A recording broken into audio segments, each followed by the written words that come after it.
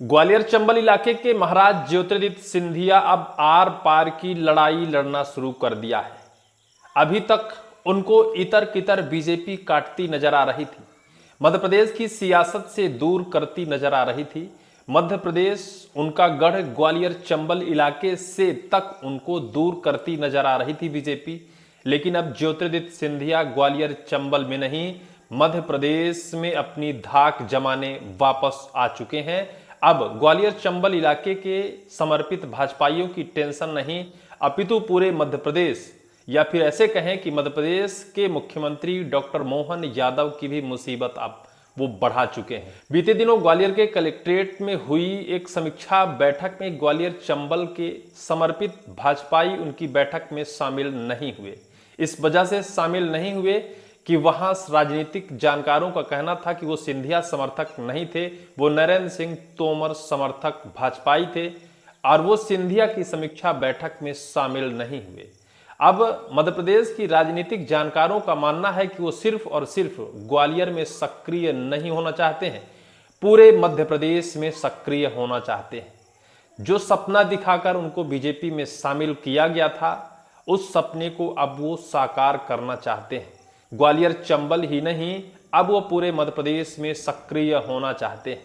बीते दिनों आपने देखा था मुरैना में उनको लेकर एक पोस्टर लगाया गया था और उस पोस्टर में लिखा गया था कि महाराज ज्योतिरादित्य सिंधिया को मुख्यमंत्री बनाओ, अन्यथा अपनी खैर बचाओ।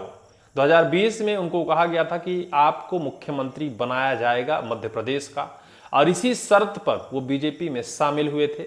लेकिन 2020 से 23 और 23 विधानसभा चुनाव के बाद उनको लोकसभा टिकट दी गई और लोकसभा से उनको चुनाव लड़ाया गया और दिल्ली के राजनीति में सक्रिय किया गया, दिल्ली की राजनीति में उन्हें बिठा दिया गया।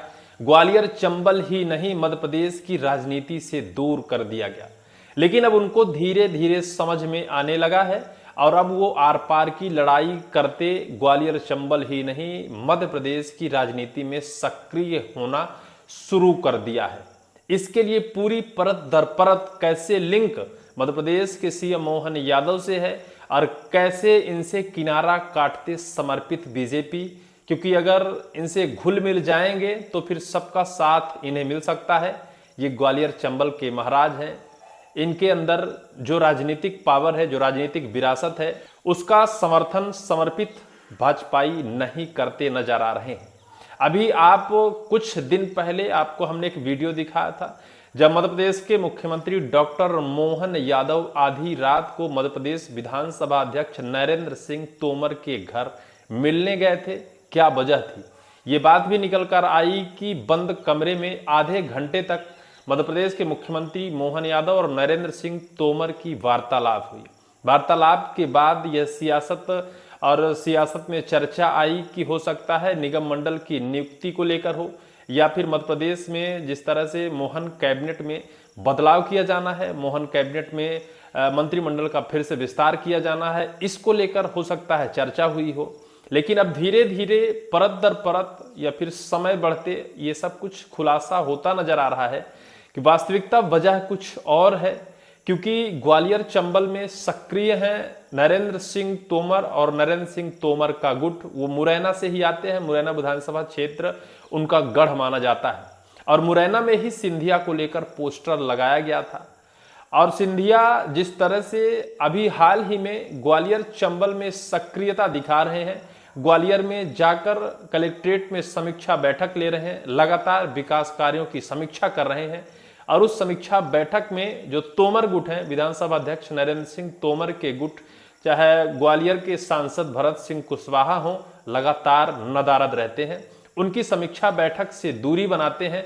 अभी जब इससे पहले बैठक हुई थी सिंधिया की, तो उसमें कहा गया कि मध्य प्रदेश के मुख्यमंत्री मोहन यादव उनको भोपाल बुला लिए थे, इस वजह से वो उस बैठक में शामिल नहीं हो सके। लेकिन फिर से बीते कल एक समीक्षा बैठक ज्योतिरादित्य सिंधिया ग्वालियर कलेक्ट्रेट में लेते हैं, जहां उनके समर्पित या समर्थक सभी, चाहे तुलसी सिलावट हो, प्रद्युम्न सिंह तोमर हो, या फिर वहां के सभी विभागीय अधिकारी सहित जो पार्षद हैं, सभी उस समीक्षा बैठक में शामिल हुए।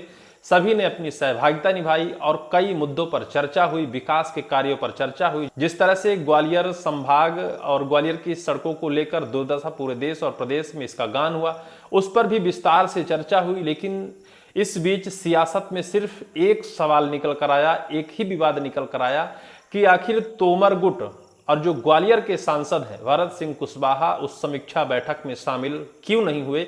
क्या बीजेपी विकास करना चाहती है और भरत सिंह कुशवाहा जो बीजेपी के सांसद हैं वो उसे पसंद नहीं करते हैं? विकास की समीक्षा वो अलग से बैठक लेते हैं, भरत सिंह कुशवाहा अपने तर्ज पर लेते हैं और गुना शिवपुरी संसदीय क्षेत्र के सांसद ज्योतिरादित्य सिंधिया अपने तर्ज पर बैठक बुलाते हैं, कर्मचारियों के साथ बैठक करते हैं, समीक्षा बैठक करते हैं।